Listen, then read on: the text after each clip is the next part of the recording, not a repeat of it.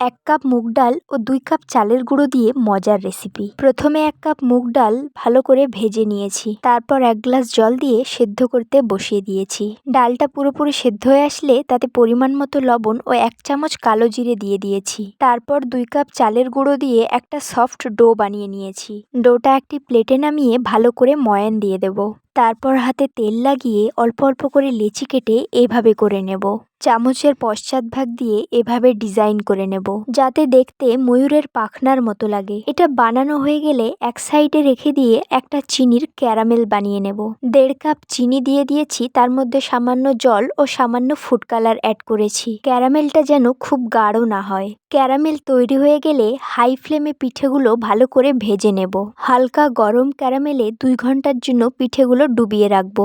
এটা দেখতে এত সুন্দর হয়েছিল যে ভাঙতে মনই চাইছিল না। খেতেও দারুণ টেস্টি হয়েছিল।